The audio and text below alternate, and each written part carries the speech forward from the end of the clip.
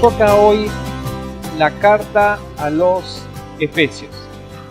Carta a los Efesios. Y mientras abre el primer capítulo, también tenga la posibilidad de mirar un mapa, suelen venir al final de las Biblias, y trate de ubicar dentro de lo que son los viajes evangelísticos de Pablo, el lugar donde está ubicado Éfeso. ¿Sí? La región de la Anatolia es una ciudad portuaria cerca del Mediterráneo, la entrada del ingreso del mar Egeo. Si ya la tiene ubicada, bien, de la iglesia que estaba en esa ciudad en el primer siglo, es de la que vamos a hablar, de la iglesia en Éfeso. Y como cada primer bloque, lo que hacemos es una introducción, y me toca a mí dar una introducción en el carácter de brindar la información histórica geográfica. Así que esperamos no ser aburridos con esto, pero es la parte que nos toca. ¿Qué podemos saber de Éfeso, de esta ciudad? Bueno, lo primero que nos interesa es el nombre, ¿sí? Éfeso. Éfeso, como está ubicado allí en el mapa, actualmente pertenece al país de Turquía, ¿sí? Un país musulmán que, si bien no tiene muchos conflictos, no obstante es un país que tiene un régimen, el cual es bastante complejo, por así decirlo, y lo que es la parte de la arqueología, tiene sus dificultades tener acceso a esta clase de información, a esta clase de evidencias que están puestas allí. No obstante, Éfeso en la actualidad es una de las regiones arqueológicas al aire libre más visitada en el mundo. Y es una ciudad que las evidencias están a las vistas y tales evidencias muestran los diferentes tiempos de la ciudad, ¿sí? Porque es una ciudad muy, muy antigua y hay restos desde tiempo antes de Cristo y posterior a Cristo. Entonces, para los estudiosos requieren conocimiento de espacio-tiempo para determinar en qué tiempo cabe cada una de estas evidencias. El nombre de Éfeso, este nombre Efesios, tiene todavía posiblemente un enigma. Si lo miramos desde el origen del idioma bíblico, Éfeso viene del griego, que significa deseo. Es una posible conjugación de deseo, y estimo que posiblemente la ciudad sea llamada o que signifique la deseada. Eso significa Éfeso, la deseada. Quizás por los paisajes, quizás por tratarse de una ciudad portuaria, era un lugar en que muchos griegos y romanos la habían visto como un lugar para vivir. Para nuestro estudio bíblico, lo que nos interesa saber es cómo era Éfeso en el primer siglo, cómo era esta ciudad en el primer siglo. Asia Menor es la región que está contenida. Éfeso, la antigua ciudad, estaba en la desembocadura de lo que era el río Caistro, y es una ciudad que está a 7 metros sobre el nivel del mar, una ciudad portuaria. Y en esa ciudad, considerada también como un hito de la mitología griega, se encontraba en esta ciudad uno de los monumentos o un templo que se erigía a la diosa de la fertilidad, a la diosa de la casa, que era Artemisa. Había un gran templo allí que era considerado en aquella época como uno de las grandes maravillas. Una de las grandes maravillas que había en el mundo era este templo en Éfeso. Históricamente fue una ciudad de carácter griega, o por jónicos que se llaman, de origen cafecita, que estuvieron allí desde el 560 a.C., fueron ellos los que le dieron el nombre, a pesar de que tiene más edad. En el 546, en el 560 forma parte del dominio griego, en el 546 pasa a dominio persa, Y posteriormente perteneció al reino de Pérgamo, convirtiéndose en la ciudad comercial más grande de la provincia romana de Asia Menor. En el 334 a.C., todo esto es pasaje antes de Cristo, Alejandro el Magno tomó de los persas esta ciudad y suprimió el oligárquico sistema persa e instauró una forma de democracia. Y a partir de allí dice que realizó un sacrificio en honor a Artemisa y decretó, como era una ciudad que tenía muchísimo movimiento y se movía muchísimo dinero, los impuestos que antes eran cobrados por los persas ahora pasaban a ser cobrados por los griegos, y el templo de Artemisa era el lugar donde se hacían esos depósitos, o sea que era un lugar donde había muchísima riqueza. Posteriormente, ya estamos en tiempo de Lisímaco, de Tracia, construyó, dice, una muralla alrededor de la ciudad y a unos 2 kilómetros del templo, ya estamos en el año 288 antes de Cristo. Hay muchos otros datos, yo no quiero ser muy extenso con esto, posiblemente lo pueda leer allí en el blog.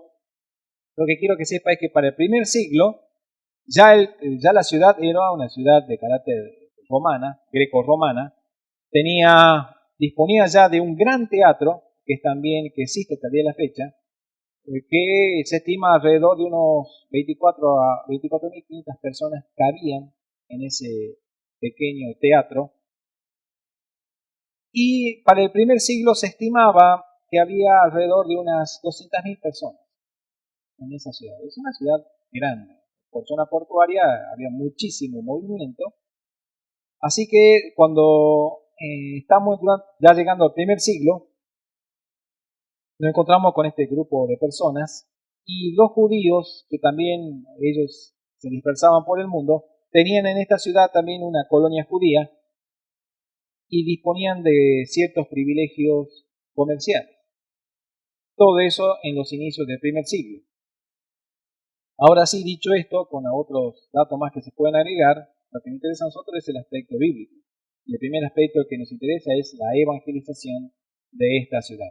¿Cómo fue la evangelización de la ciudad de Éfeso?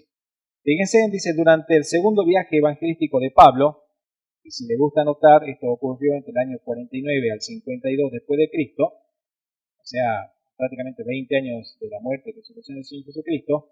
Pablo realiza un viaje, en el segundo viaje evangelístico, viaje en el que el Espíritu Santo le había prohibido a Pablo predicar la palabra en Asia, como dice Hechos 16:6, pero cuando volvía de su viaje, estando él en Corinto, dice que conoció a Aquila y a Priscila, este matrimonio judío, que eran judíos y eran natural del Ponto, dice la Escritura, y que venían de Roma. ¿Por qué? Porque el emperador Claudio había expulsado a todos los judíos de Roma, debido a que consideraban que el cristianismo, que tenía sus raíces judías, posiblemente también comience a hacer base allí en Roma. Por eso Claudio, directamente, para no identificar a los cristianos no cristianos, decide sacar directamente a todos los judíos de Roma, y cuando lo saca, bueno, Priscila y Aquila van a Corinto, y justo se encuentran con Pablo cuando Pablo está terminando su segundo viaje,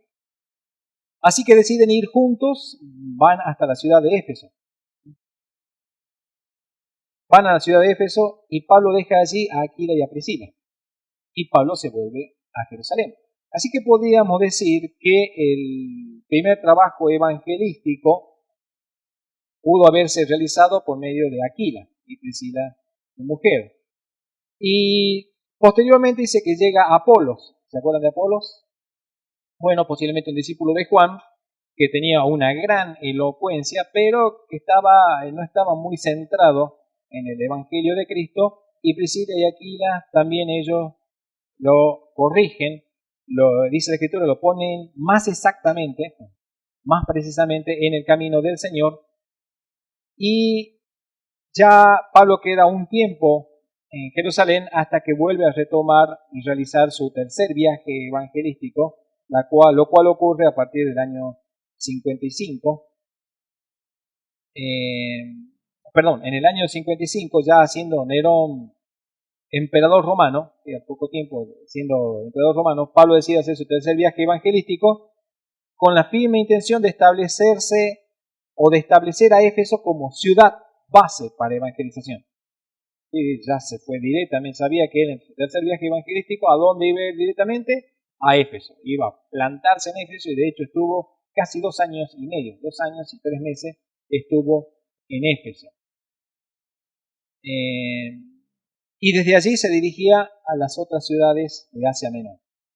2 años y medio es mucho tiempo. Me gustaría tener a Pablo un tiempo así dentro de la congregación. Dice que posteriormente Pablo deja a Timoteo en Éfeso para evitar que enseñen doctrinas diferentes. Esto podemos ver en la carta de Timoteo, 1 Timoteo 1:3.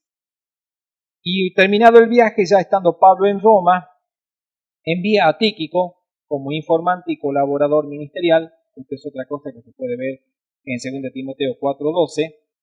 Y ya para el año 63 después de Cristo, recuerden que el libro de Hechos termina con la prisión de Pablo en Roma, prisión que, un juicio que tuvo que prácticamente ser anulado porque no estaban las evidencias, se habían perdido todo en el naufragio que había pasado Pablo. Así que Pablo está en Roma y posiblemente lo hayan dejado en libertad. Esto ya va más allá de lo que habla el libro de Hechos, porque Hechos llega hasta el año 62. Pero se estima muy posiblemente, y algunas cartas nos dan evidencia de que Pablo haya realizado otra visita posterior, lo que sería el quinto viaje, no sé cómo llamarlo, y que haya recorrido inclusive estas regiones hasta que fue otra vez deportado a Roma cuando ya se encontraron todos los documentos para castigar a Pablo. Y por último, tenemos más información que nos brinda el libro de Apocalipsis. ¿Recuerdan? Porque el libro de Apocalipsis, Jesús ordena a Juan que le escriba a las iglesias que estaban en Asia y entre ellos a la primera iglesia que se menciona era la iglesia que estaba en Éfeso, lo cual también nos deja un lindo mensaje porque habla de Éfeso, de una iglesia muy bien plantada, aunque también tiene el Señor cosas que decirle. Podríamos decir que en el ámbito espiritual, y a medida que avancemos en el estudio de esta carta, vamos a ver que esta iglesia, como dije recién, estaba muy bien fundamentada, llena del conocimiento del Señor, sabia en muchos misterios. Sabia en muchos misterios. Y mirando el libro del Apocalipsis, el Señor Jesús reconoce que la iglesia en Éfeso se ha trabajado arduamente por amor de su nombre, que ha sufrido, que ha tenido paciencia, con virtudes destacadas. La iglesia se caracterizaba por su firmeza en no soportar a los malos. Una de las cosas importantes de la iglesia era que tenía esta capacidad de no tolerar, no soportar a los malos, como también la capacidad de discernir quiénes eran los apóstoles del Señor y quiénes eran los mentirosos. O sea que era una iglesia muy, muy sabia. Sin embargo, la iglesia en Éfeso, a fines del primer siglo, ya cuando no está Pablo, tampoco está Juan, parece que había perdido su primer amor y parece haber perdido la dirección inicial. El Señor le escribe demandando a que se vuelva a las primeras obras. Esto es lo que sabemos de Éfeso, de la iglesia que estaba en Éfeso a través de las Escrituras, desde los libros de los Hechos hasta el Apocalipsis. Usted puede agregar muchos otros detalles más de acuerdo a su investigación. Nosotros recuerden que esto es solamente una introducción. Se espera que ustedes como escudriñadores de las Escrituras puedan fortalecer estos conocimientos. Habiendo hablado de la evangelización de esta ciudad, me toca hablar de los motivos de la epístola, por qué escribió Pablo esta carta.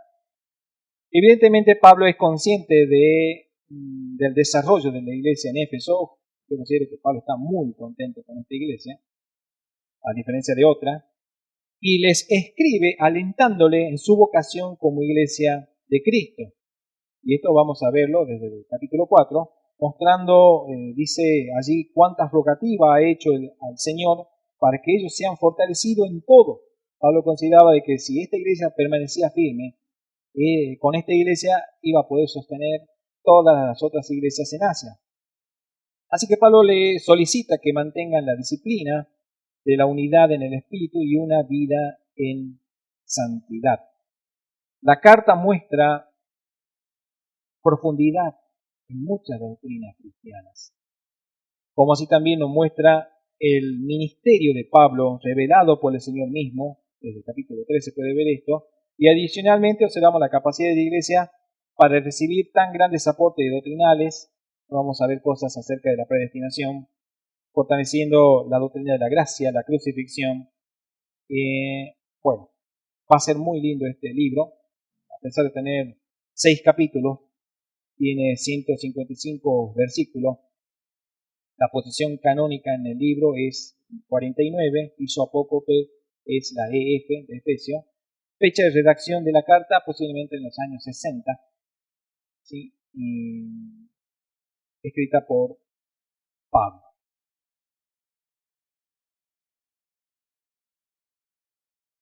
También la carta va a mostrar recomendaciones de cómo vivir una nueva vida en Cristo. Aconseja a todo, al esposo, a la esposa, a los hijos, a la vida entre hermanos. Muy interesante. Aportes doctrinales. Los aportes doctrinales que podemos hacer. Bueno, Pablo enseña por el Espíritu lo que refiere a la elección de Dios, la cual proviene de Dios, la predestinación como consecuencia y el hecho de no solamente ser predestinados, sino de habernos hecho aceptos en el amado. ¿Sí? Todo por medio de la sangre de nuestro Señor Jesucristo, a quienes, luego de haber sido procesados o convertidos, nos ha realizado o nos ha hecho para buenas obras, o sea, nos da un propósito. Pablo habla también del misterio, de lo que se considera el plan de Dios, y es un texto profundo, lo que es Efesios capítulo 1, versículos 9 y 10, que habla que todo, absolutamente todo, está centrado en Cristo Jesús. La carta muestra un centrismo en Cristo para la gloria y honra del nombre de Señor Jesús, haciendo entender que aún los escogidos llegan a participar de la herencia de Cristo. De eso se trata este libro. Y que hasta el cumplimiento de los tiempos tales escogidos son sellados con el Espíritu Santo como garantía de la posición adquirida. Esta carta sirve para fortalecer la doctrina de la salvación por medio de la fe, y también da a entender, es otro libro que tiene un testimonio bíblico que implica que la gracia la gracia y la fe dependen de Dios, ¿sí? Es fruto del Espíritu Santo, es don de Dios, y que la salvación no es por obra, sino es por gracia, y si es por gracia, depende de Dios. También la carta muestra la labor de Cristo como un ministerio de reconciliación basada en la cruz, muestra que la iglesia es el cuerpo de Cristo, habla de estas cosas también, habla de la morada de Dios como Espíritu Santo, y que el fundamento de la iglesia está basado en el centro doctrinal, ¿sí? Lo que quizá a muchos no les gusta, quizás a veces se busca una iglesia tratando de ajustar parámetros de carácter humano, ¿sí? O sentimientos, emociones. La base central de la iglesia es el Espíritu Santo y la doctrina. Esos son los ejes fundamentales. Y la doctrina centrada en Cristo Jesús. Y esta carta lo va a demostrar. Acá hay muchas cosas, por ejemplo, un Señor, una fe, un bautismo. Es un texto muy, muy importante que habla, que ya en algún tiempo vamos a desarrollarlo con plenitud. Y en cuanto a la iglesia, enseña claramente que es Cristo y solamente Cristo, por medio de su Espíritu, quien determina la repartición de los dones y ministerio de la edificación espiritual de la iglesia, dando a entender que la iglesia, ya Pablo en esta época daba a entender que la iglesia no debe ser promotora de instituciones religiosas, ni de cobertura, ni de la construcción de edificios, ni de ministerios ajenos a los determinados por el Espíritu Santo. Además, los ministerios no se establecen como autoridades jerárquicas, esto lo va a demostrar Pablo aquí. Los ministerios no se establecen como autoridades jerárquicas, ni tampoco son vitalicias, o sea, no es que el pastor es pastor eternamente hasta que fallece. Esos son valores que fueron impuestos posteriormente, pero ninguna de estas cosas son así, y bueno, vamos a hablar mucho de esto también. Lo que muestra Pablo es que la iglesia debe ser un cuerpo funcional, completo, donde todos deben trabajar. No es el trabajo de unos cuantos, es el trabajo de todos. Todos tenemos ministerio, como hombres, como mujeres, como esposos, como esposas. Son ministerios. La familia, ministerio. La iglesia, ministerio. Son ministerios. O sea, no queda nadie sin hacer nada. Todos tenemos cosas que hacer, cosas que trabajar. Bueno, y aquellas cosas que están ajenas a las escrituras, o sea, puntualmente lo que da a entender es todo lo que está dentro de las escrituras, todo. Fuera de la escritura, nada. ¿Sí?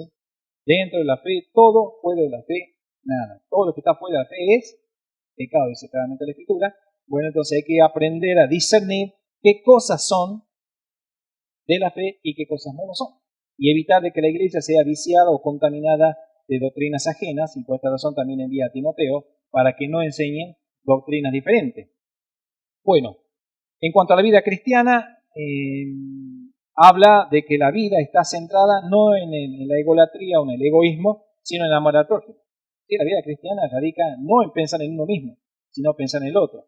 Y dando a entender que si uno está pensando en uno mismo, está siendo egoísta, y eso no es cristiano. Y una pequeña infección en el cuerpo genera mucho inconveniente a posteriori.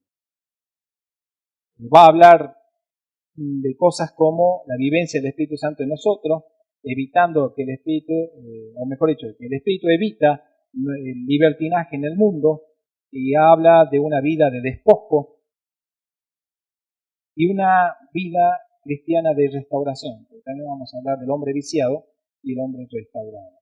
Bien, habiendo dicho esto rápidamente, hay muchas otras cosas que están agregadas que, como lo dije, lo van a poder ver en el blog. Vamos así ahora a ver el capítulo 1 de Efesios.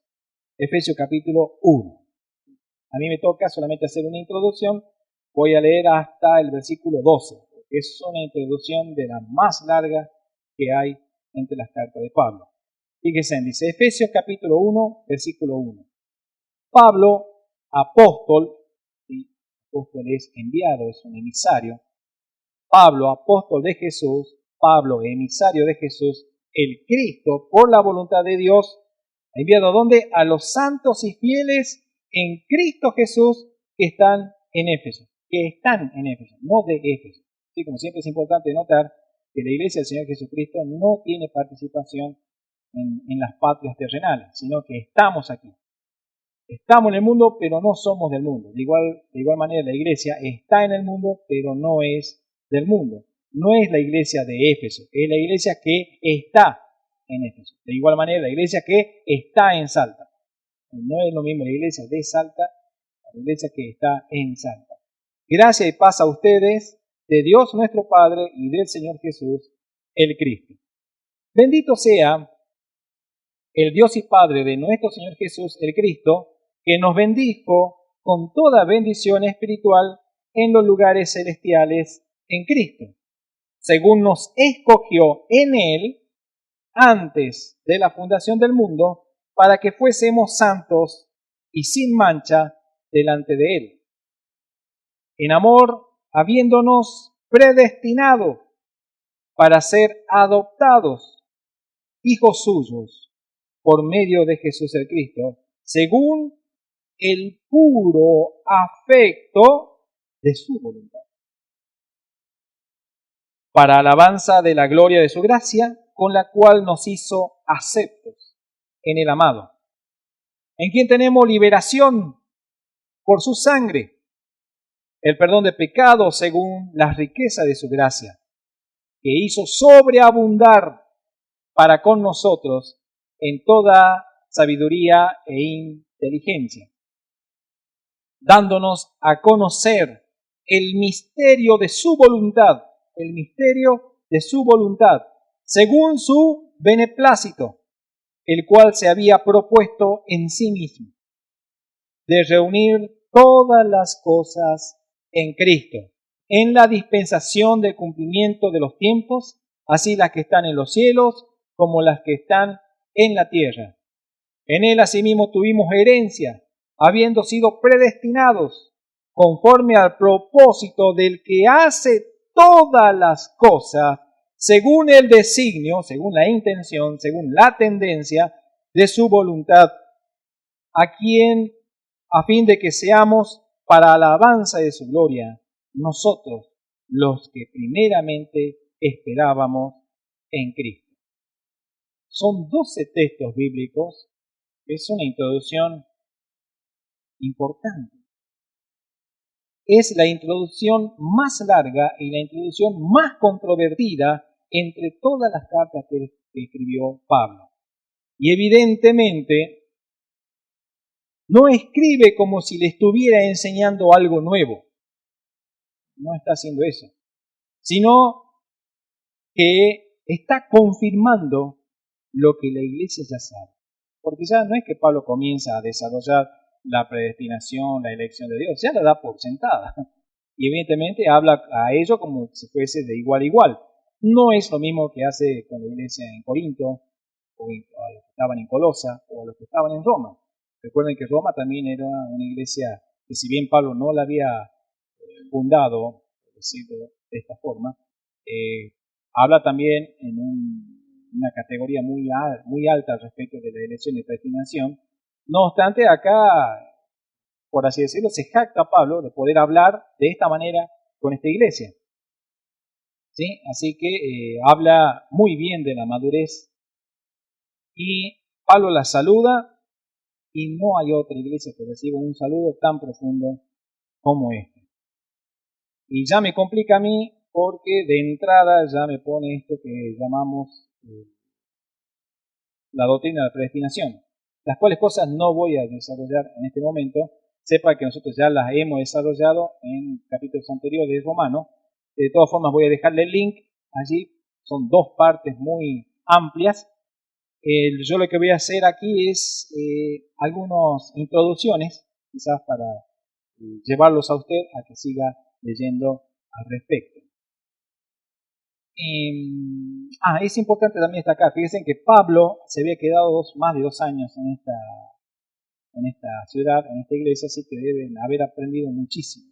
Es la única ciudad, es la única iglesia en la que Pablo debe haber hablado absolutamente de todo lo que él conocía. Así que absorbió muy bien esta iglesia. Predestinación. En lo que respecta a la predestinación, como ya dije, ya fue desarrollada en el estudio de la Carta a los Romanos, vamos a dejar el link, y en esta oportunidad de lo que deseamos hablar es quizás de la mala administración de esta doctrina. Quizás hace falta hoy hablar de la mala administración que hay hoy en día respecto de esta doctrina. Porque desde el siglo XVI, la famosa Reforma, en adelante la mayoría de las religiones protestantes y sus derivados han intentado desarrollarla. Ha sido motivo como eje teológico desde el siglo XVI, y muchos han intentado desarrollarla de manera filosófica. Se han tomado las escrituras como una estructura filosófica y han tratado de construir, y de hecho construyeron grandes estructuras teológicas que, más que edificar a la iglesia, ¿qué hicieron? La dividieron. La han dividido tanto, la han confundido tanto, que hoy es prácticamente imposible establecer un parámetro de integración doctrinal respecto a este tema. Inclusive todo el esfuerzo que yo vaya a hacer posiblemente caiga, como dicen, en vaso roto. ¿Sí? No obstante, esperamos que al menos las personas que escudriñan tengan estos principios, estos parámetros.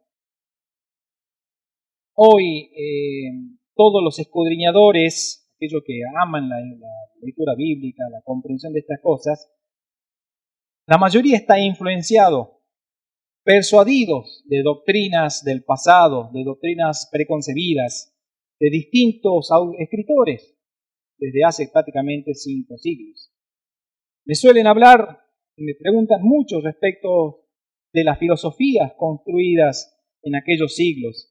Me suelen preguntar respecto de la predestinación, de la soberanía de Dios, de la salvación, a las cuales no la tengo en consideración. No soy calvinista ni arminiano, no tengo ni doy crédito a ninguna de las formas actuales e institucionales religiosas respecto de esta doctrina.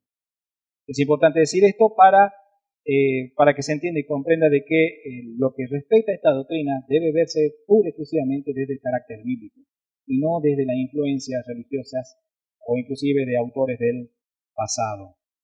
Y a veces me preguntan, ¿pero por qué no las consideras? ¿Por qué no consideras? Pues por la simple razón de que la mayoría de estas estructuras teológicas fueron construidas bajo un paradigma equivocado. ¿Sí? Porque dependiendo de dónde está fundado el pensamiento de la persona, es a partir de allí que se esbozan las doctrinas. Y sepan que el siglo XV, el siglo XVI, fueron las promotoras, fue un cambio en la historia del hombre, donde surgieron los grandes pensadores, tiempos de la Ilustración y cuantos otros elementos más, donde el humanismo ya venía calando profundamente y la filosofía humanista estaba saliendo a flote, y los cristianos de esa época no alcanzaron a percibir que eso ya se estaba permeando en ellos, que estaban permeados de esa cultura humanista, de igual manera que los cristianos de hoy en día están permeados de esta cultura poshumanista, consumista, derrochista. ¿Sí? Eso también es importante destacar. O sea que inclusive las personas que pueden desarrollar hoy doctrinas bíblicas según el paradigma actual también están equivocadas. Porque es claro que la cultura, la formación, su educación desde pequeño, grande, hasta el tiempo que ellos tengan, tiene fundamentos muy humanistas, las cuales son antibíblicas. Y una doctrina que se concluye basado en puntos humanistas es totalmente desechable. Y esto es lo que quiero mencionar. Entonces cuando me dicen, ¿por qué? ¿Qué te parece Calvino? ¿Qué te parece Arminio? ¿Qué te parece Sproul? ¿Y cuántos que aquellos que intentan reelaborar la doctrina? No las considero, porque, como les dije, la mayoría fue construida bajo un paradigma equivocado. La mayoría de los desarrolladores de la predestinación estaban influenciados por las filosofías humanistas, cimentados en teorías, costumbres y en diversos pensamientos que predominaban en esa época y eran cosas totalmente antibíblicas. Y por otro lado, encima estaban luchando contra el catolicismo. Pero no lo hacían bajo el punto de derrocamiento. ¿Qué querían hacer? Reformar. Por eso se llaman reformadores. ¿Sí? Querían reformar la doctrina católica. La Escritura es bien clara en esto. Dice Gálatas 5:9, 1 Corintios 5:6, 1 Corintios 15:33, un poco de levadura leuda toda la masa. Un poco de levadura leuda toda la masa. Muchos de los que hoy se hacen llamar teólogos, doctores, la mayoría salidos de escuelas religiosas, están leudados con la cultura humanista, leudados con el falso paradigma actual, leudados con el adoctrinamiento secular y leudados de esa forma de organización jerárquica del pasado. Y es por eso que jamás obtendrán una luz precisa en estos misterios. Hay que comprender que los reformadores, hablo de las personas del siglo XVI, ellos también estaban leudados y viciados del paradigma católico. Una gran mayoría de los reformadores eran ex-católicos y que todavía ellos estaban influenciados por ese paradigma, por esas formas de dominar a la masa, porque eso es lo que realmente querían los reformadores, seguir dominando a las masas. Les llamaban reformadores, ¿por qué? Porque intentaban reformar lo que estaba enseñando el catolicismo, sin entender que toda la religión católica y su organización estaba muy mal fundamentada y llena de falsas doctrinas. Tenían que haberla derrocado. Teniendo la oportunidad, tenían que haberla derrocado, destruirla por completo. La religión católica había usurpado a la iglesia. Se había puesto como cabeza, imaginen lo que había pasado. Y los cristianos, los pocos que habían, tenían que andar escondidos. Y ahora, en el pleno siglo XVI, teniendo la oportunidad de derrocar, ¿qué hicieron? No, se dedicaron a la reforma. se dedicaron a reformarlo.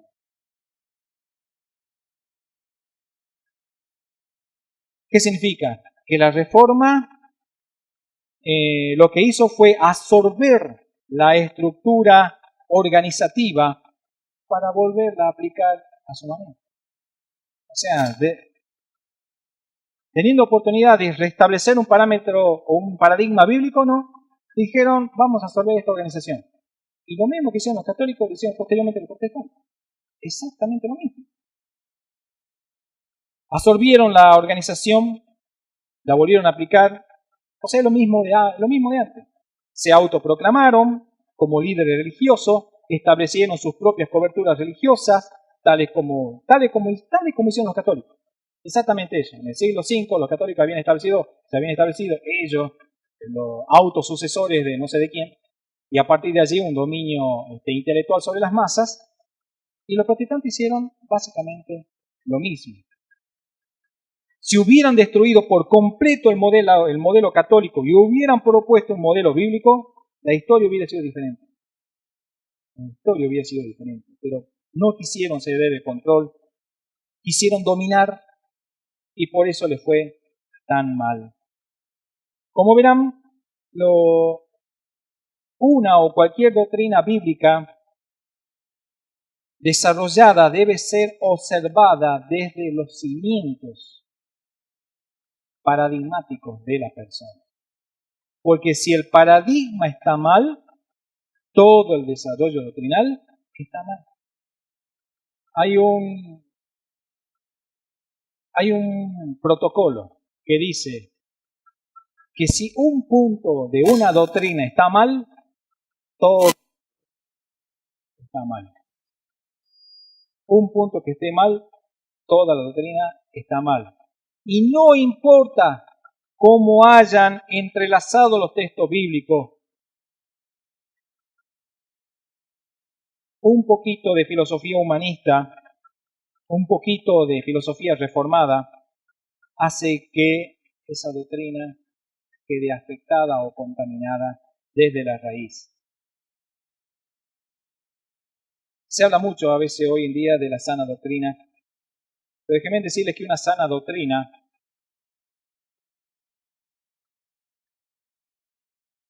construida desde la verdad, una sana doctrina solamente puede ser construida de la verdad revelada, desde el paradigma libre de preconcebida, libre de humanismo, libre de religión. Jesús dijo, la verdad les hará libre, ¿verdad? La verdad es libre. No puede ser encerrada. La verdad no puede ser encerrada en estructuras filosóficas.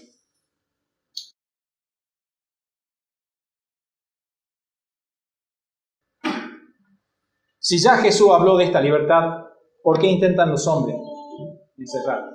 Poniéndole barrera, así. Bien, hay mucho por analizar, mucho por tener en cuenta. Hablé entonces de lo que es la mala administración, no solamente de esta doctrina, sino de muchas otras doctrinas, pero obligadamente sigo estacionado en lo que es la predestinación. Y eso es lo que me toca a mí hablar ahora, es del concepto, y con esto vamos a terminar.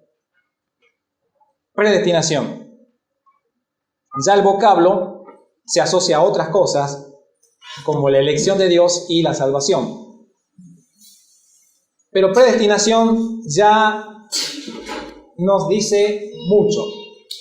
Primero, la destinación habla de destino, habla de objetividad o propósito, las cuales cosas, aunque el mundo no le gusta, todos están destinados, todos tienen un objetivo, todos tienen un propósito. Nadie nace al azar y nadie hace algo al azar.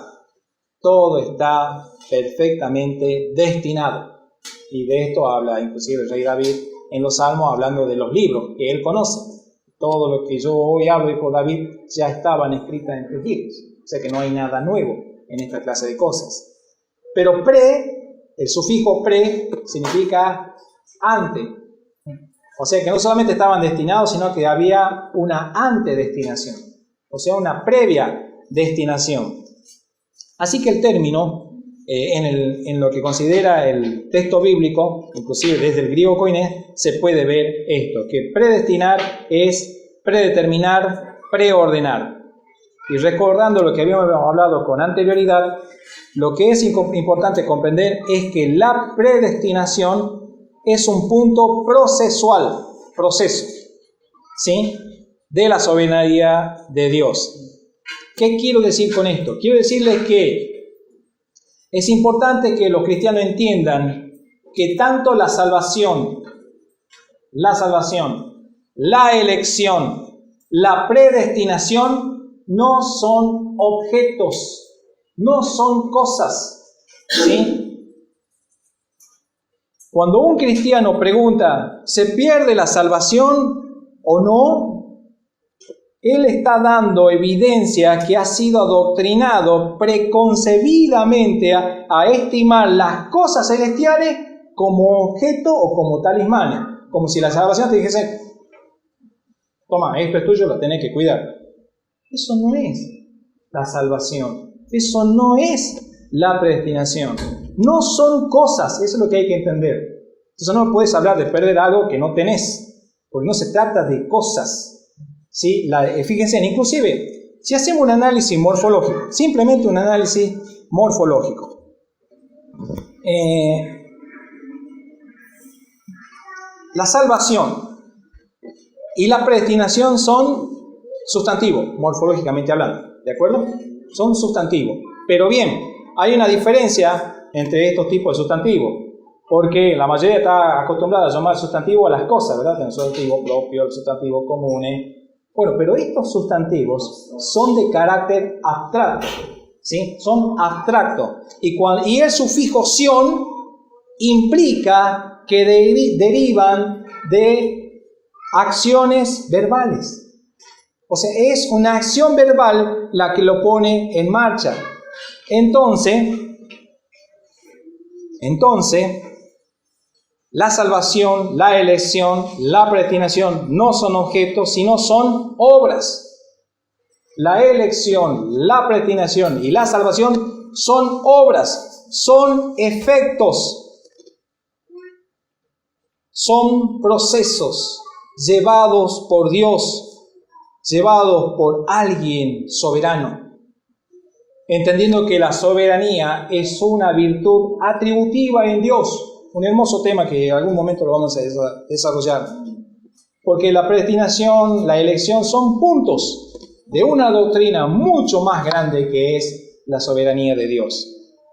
Entonces, lo que deberíamos preguntar, en cuenta de preguntar si se pierde o no se pierde lo que no se conoce, lo que debería preguntar es ¿en qué consiste el efecto de predestinar a las personas? Eso es lo que realmente me interesa. ¿En qué consiste el efecto de predestinar?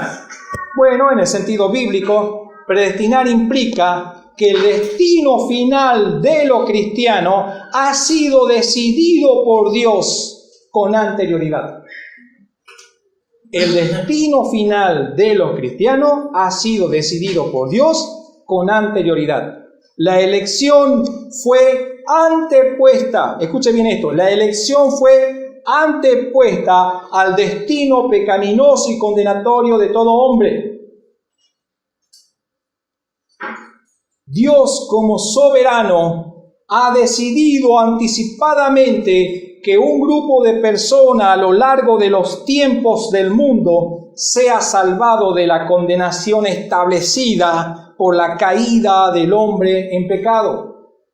El destino de todos era la condenación, pero la predestinación era que Dios iba a escoger a algunos. ¿Se entiende? Hablamos de trabajo, hablamos de proceso, hablamos de obra. No hablamos de cosas. Obviamente la predestinación es una doctrina amplia, compleja de asimilar, sobre todo porque para que penetre en esta estructura humanista, en esta manera en que nos han organizado el cerebro y la vida, ¿sí? Que es muy mala el adoctrinamiento que tenemos, producto de la escuela, universidad, de lo que sea, laboral, todo. es la cultura humanista en la que usted está cimentado, para que esta doctrina penetre apropiadamente necesita romper todos esos esquemas. ¿Sí? Rompiendo los esquemas, entonces vamos a tener una libertad y una comprensión de estas cosas.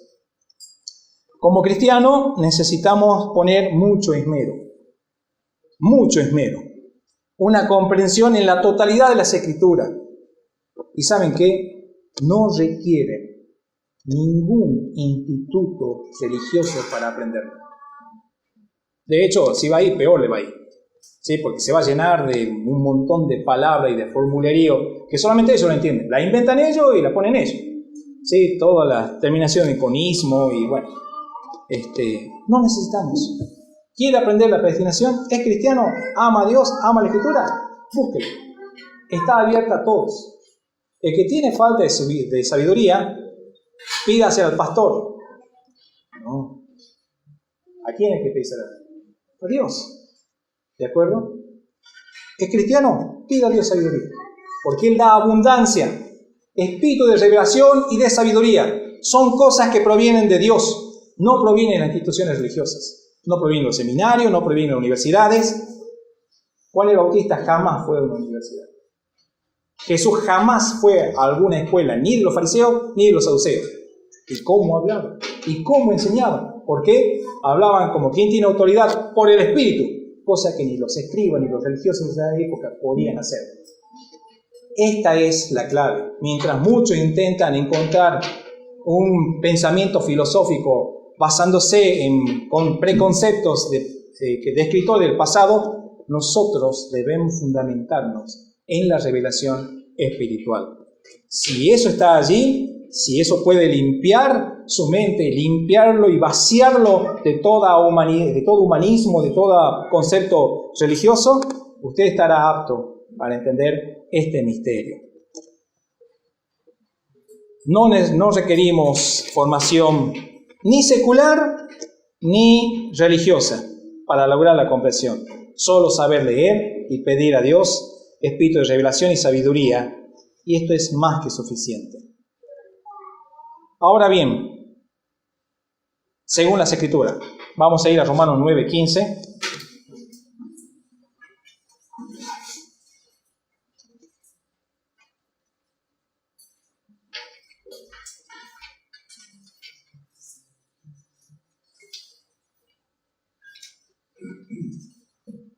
Romanos 9:15 dice: pues a Moisés dice, hablando de Dios, tendré misericordia del que yo tenga misericordia, y me compadeceré del que yo me compadezca. Así que no depende del que quiere, ni del que corre, sino de Dios que tiene misericordia. Está clarito, está muy claro. En lo que respecta a la elección y predestinación, el gran conflicto para muchos no es que Dios tenga la virtud de elegir o que tenga la potencia de predestinar. Eso se asimila, se entiende. ¿Sabe qué es lo difícil para los cristianos hoy en día? Si Él escoge, ¿por qué no escoge a todos? Esa es la pregunta que se están haciendo. ¿Por qué no escoge a todos? ¿Por qué no predestina a todos? Romanos 9:15, porque va a tener misericordia del que Él quiera tener misericordia. ¿Se entiende? Respuesta clara, precisa. La elección de Dios no puede ser cuestionada. Ningún ser humano puede justificar absolutamente nada. Porque Él es Dios y Él va a hacer lo que Él quiera. Pero lo va a hacer con justicia. Lo va a hacer con amor. Y estas cosas es lo grandioso de este plan. Como si Dios hubiera querido, en su potencia hubiera podido rehacer esto de muchas formas, de muchas maneras, pero tendría que haber pasado por alto la justicia, el amor, los pactos, pero no obstante decidió salvar al hombre desde nuestra posición más baja. Eso es lo impresionante del plan de Dios. Derrotó al mal desde esta condición, desde aquí. Y nos abrió la puerta a nosotros para que sigamos su mismo triunfo. Cantamos, triunfaremos porque Él ya triunfó. ¿De acuerdo? Seguimos ese camino. Tendrá misericordia del que Él quiera tener misericordia. Se va a compadecer de que Él quiera compadecerse. Así que no depende del que quiere ni del que corre, sino de Dios que tiene misericordia. En lo que respecta a la elección y predestinación, deben saber que la predestinación se basa en la elección de Dios, no en la elección de las personas. De hecho, lo que llaman voluntad es una ilusión. Los hombres lo que llaman voluntad es una ilusión. Solo las personas convertidas por Cristo logran la completa comprensión de la misericordia de Dios y por eso le alaban. Por eso venimos aquí. Alabamos a Dios por esa misericordia, por esa gracia. El resto de los incrédulos no tienen deseo en su corazón de Cristo. Los incrédulos no quieren saber nada de Dios y por eso están condenados por sus pecados. Así que Dios no trata a nadie con injusticia. Antes dice claramente, Él paga a cada uno según sus obras. Y si nuestras obras están en Cristo, tenemos herencia en Él. Luchamos porque si bien esto es un hecho concreto, la elección depende de Dios y no de nosotros. Pero a nosotros se nos ha demandado la expansión y la predicación del Evangelio. Saber la predestinación no es tener una lista de quiénes son salvados y quiénes no son. Conocer la predestinación no significa que uno sea predestinado.